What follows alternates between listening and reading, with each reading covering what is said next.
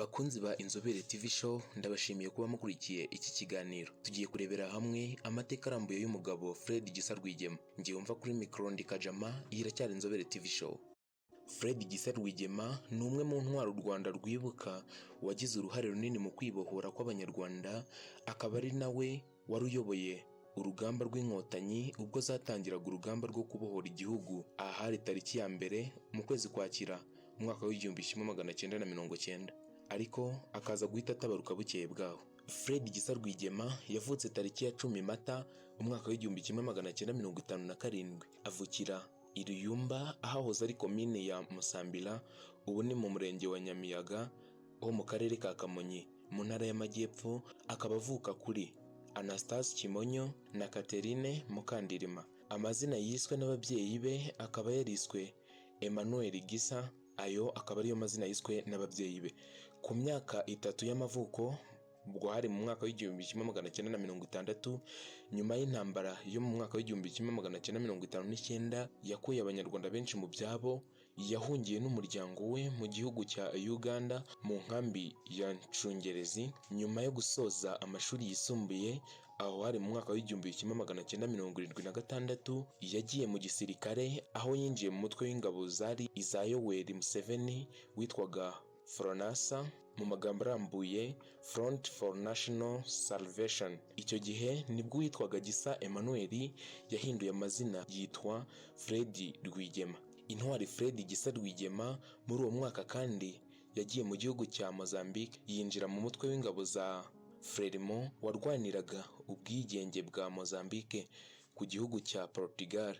Mu mwaka w'1979 yinjiye mu mutwe w'ingabo wa UNRA cyangwa se Uganda National Liberation Army, aho uyu mutwe ufatanyije n'ingabo za Tanzania bafashe umujyi wa Kampala maze batsinda Idi Amin wategekeshaga igihugu cya Uganda.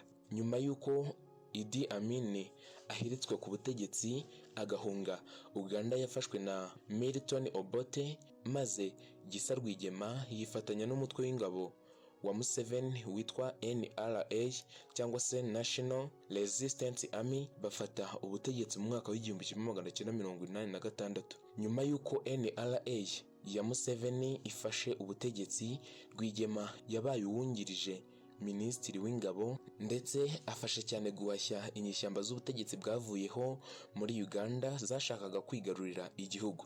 Nkwibutse ko ukurikiye Inzobere TV show, niba utarakora subscribe yikore kugira ngo ujye ukomeza ubone ibiganiro byacu byinshi kandi bigenda bigufasha mu buzima bwa buri munsi. Reka dukomeze rero aho tugiye kurebera hamwe urugamba rwo kubohora u Rwanda n'urupfu rw'umugabo witwa Fred Gisa RWIGEMA. Tariki ya mbere ukwakira 1990, Fred RWIGEMA niwe wari uyoboye ingabo za FPR zari ziturutse Uganda ziteye u Rwanda mu rugamba rwo kubohora. Ku munsi ukurikiyeho, Fred RWIGEMA yarasiwe ku rugamba ahitwa Nyabwishongezi, ubu ni mu karere ka Nyagatare mu ntara y'Uburasirazuba, ahita yitaba Imana ako kanya. Ibyo bikaba byaraciye intege ingabo za FPR.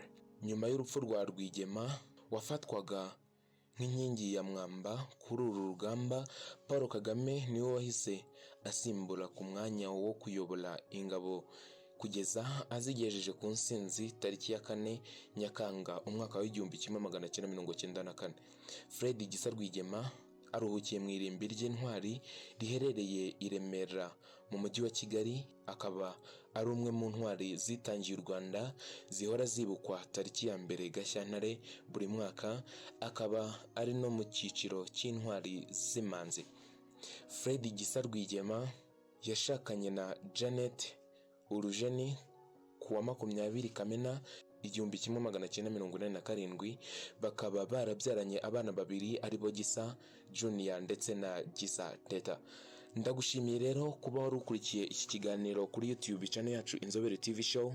Nge ndikajama nk'ibisanzwe, nkwibutsa niba utarakora subscribe kuri YouTube channel uyikore kugira ngo ujye ukomeza ubone ibiganiro byinshi by'ubwenge, harimo iby'ubuzima, ubumenyi, ikoranabuhanga ndetse n'imyidagaduro.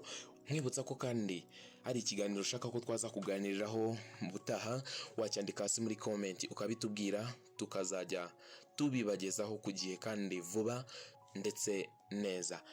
Reka ngushimire rero kuba wari ukurikiye Inzobere TV show, ngushimira n'umwanya wafashe ukareba iyi video.